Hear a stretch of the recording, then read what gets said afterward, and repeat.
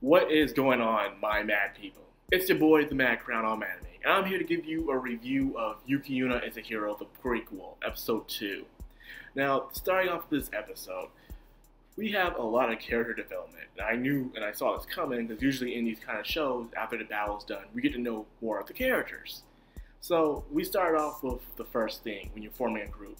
You need a leader. Every team needs a leader, someone to organize what's going to happen.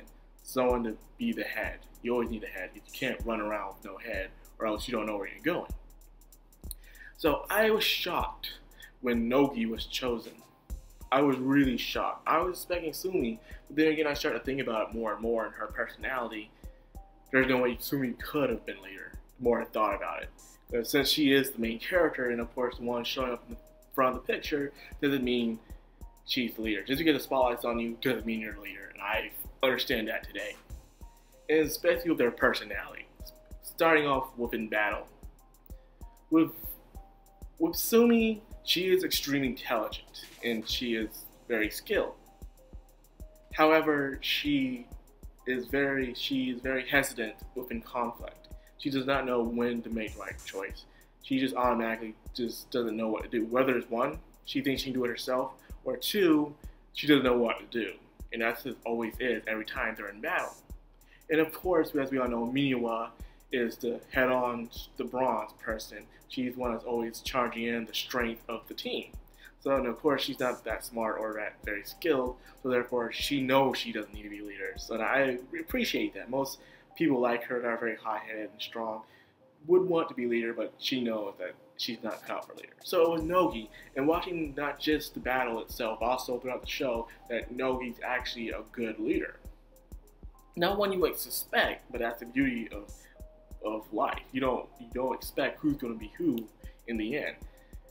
Nogi seems off as this very carefree, always sleepyhead kind of girl, but it turns out even when she's in that sleepyhead position, she still is listening. So she knows, so you know, if you see her sleeping and you give her as hardest question as you can on the spot, she will answer it without even struggling or stuttering. She will answer that question. And knowing that within critical moments, she can automatically make up battle strategies to help out the team. So more than enough, she's already proven that she can be a good leader. So now that they have the leader, it is time for them to do team effort, for them to learn how to become a better team. So they go off to training camp. And of course, during training camp, you get to understand the characters more as the things they do, but also by the things they carry. Miniwa is always late.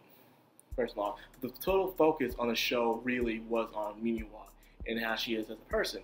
Usually the red character that's very strong and straightforward, they always act ignorant or mean or just very, very mad all the time. But she's not like that at all. In fact, she may act like a tomboy, but she's very easygoing, very relaxing, and very opening up. And she loves to help people a lot as well. So her excuse of her always being late is that she gets easily distracted. And this is what makes her a good hero. She can't pretty much ignore anyone that's in help, even if it's to help them cross the street or point out directions or stop two kids from fighting in the mall.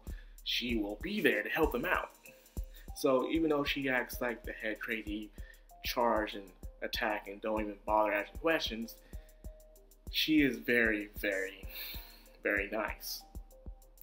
So now as going into the battle, we see these girls, man. Even when they're in the bath scene and even when they're just relaxing by a tree, you see their bodies, man. They're all scarred up. Like, I have to give props to the writers and the artists and the animators of this show.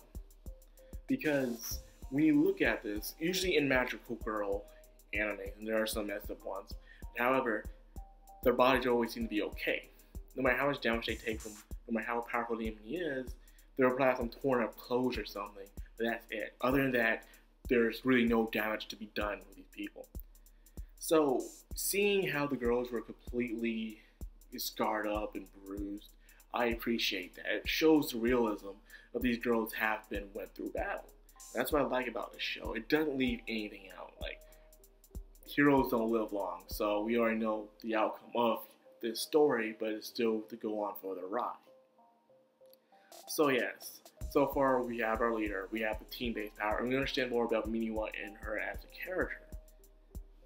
So yeah, by the way, for some Easter eggs, the beach they were training on was the same beach Yuki and them were on in the original series as they were relaxing.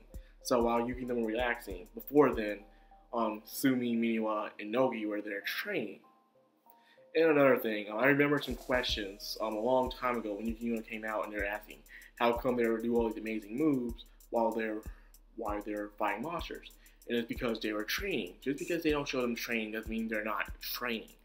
So I just want to point that out. It's just something I had an argument with a person on Facebook before, and it was ridiculous because they were kept going at me saying they just automatically know the powers and stuff. No, they train for it. They don't just open it up like most magical girl animes where they open up their power and all of a sudden they can do all these amazing moves. No, these girls train for the thing, and it showed it in this episode. So I did like that as well. So I love the realism that Yuki Yuuna puts within their characters and within their story. It's not a happy-go-lucky. It's not just, yeah, we beat the bad guys and let's all go home. No, it's things happen. And that's how it happens in the real world, as it does in war.